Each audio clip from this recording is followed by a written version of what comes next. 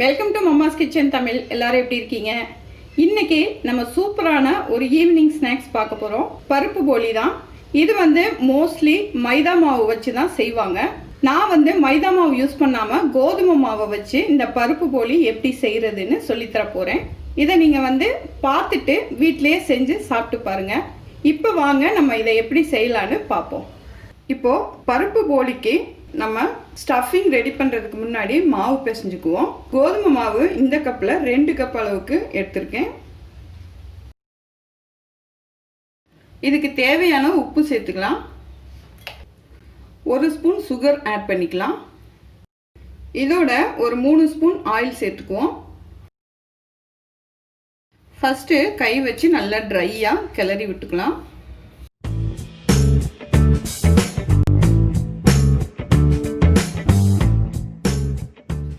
இப்போ இதோட கொஞ்சம் கொஞ்சமாக தண்ணி சேர்த்து நல்ல சப்பாத்தி மாவு பதத்துக்கு பிசைஞ்சு எடுத்துக்கலாம்.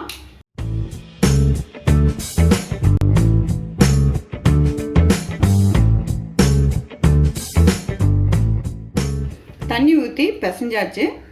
இப்போ 1 ஸ்பூன் ஆயில் சேர்த்துக்குவோம்.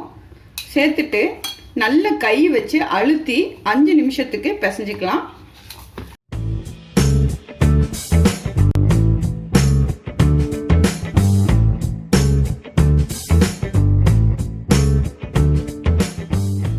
இப்போ 5 நிமிஷமாக நல்லா அழுத்தி பிசைஞ்சாச்சு.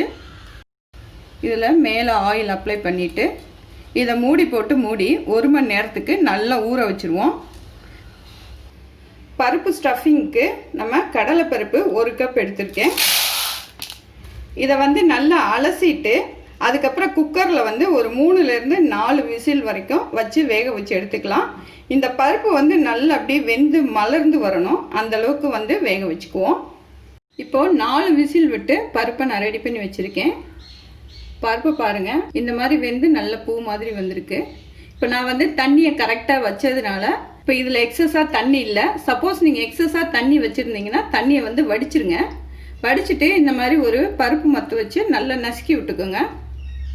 1-2 நசுக்குங்க, ரொம்ப நைஸாக நசுக்கிடாதீங்க. அப்படி இல்லைன்னா மிக்ஸி ஜாரில் போட்டு சும்மா ஒரு அடி அடிச்சுக்கோங்க. இப்போ பாருங்கள், நான் 1-2 மசிச்சு விட்ருக்கேன். இப்போது 1 கப் வெல்லம் எடுத்திருக்கேன். வெல்லத்தை நம்ம கடாயில் சேர்த்துக்கலாம்.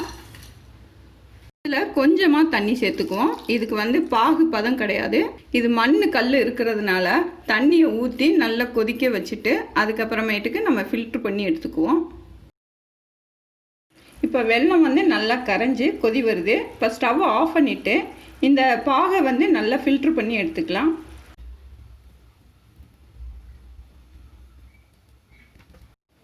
இப்போ டஸ்ட்டை ஃபில்ட்ரு பண்ணியாச்சு.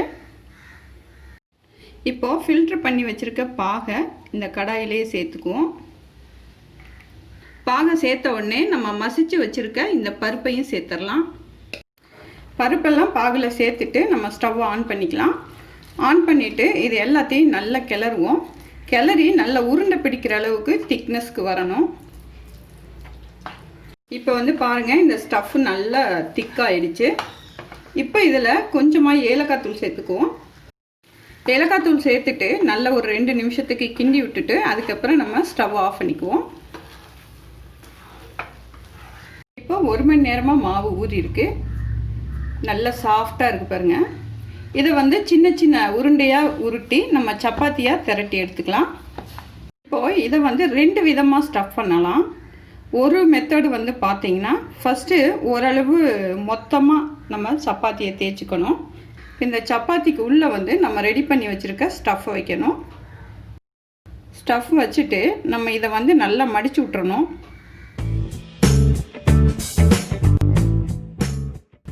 வச்சுட்டு கொஞ்சம் மாவை அப்ளை பண்ணி இதை தேய்க்கணும்.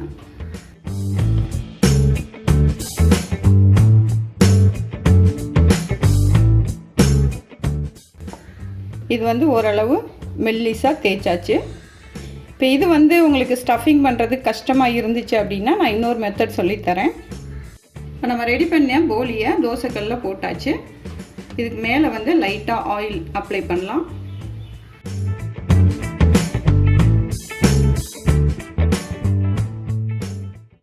இப்போ திருப்பி விட்டுட்டு ரெண்டாவது சைட்லையும் ஆயில் அப்ளை பண்ணுவோம். 2 சைடு நல்லா திருப்பி விட்டு வேக வச்சுட்டு எடுத்துக்கலாம்.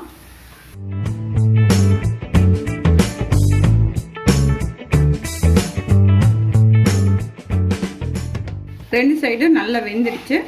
இப்போ எடுத்து வேறு பிளேட்டுக்கு மாற்றிக்குவோம். ஏற்கனவே ஒரு மெத்தட் சொல்லி கொடுத்துருக்கேன், இது 2வது மெத்தடு. இப்போ வந்து ஒரு சப்பாத்தி மாதிரி தேய்ச்சிட்டு உள்ளே வந்து ஸ்டஃப்பை வச்சுருவோம்.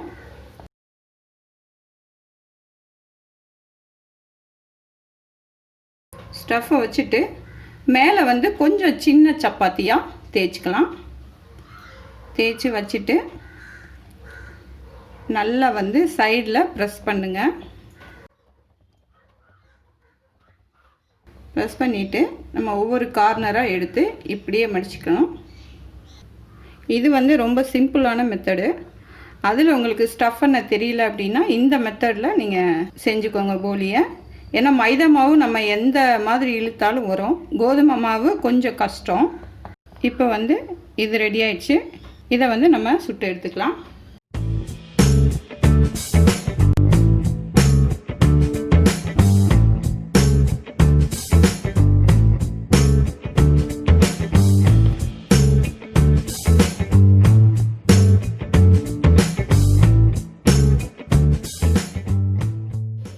இப்போ நம்ம எல்லா போலியையும் சுட்டு எடுத்தாச்சு. பாருங்கள் எந்த அளவு சாஃப்டாக சூப்பராக வந்திருக்குன்னு.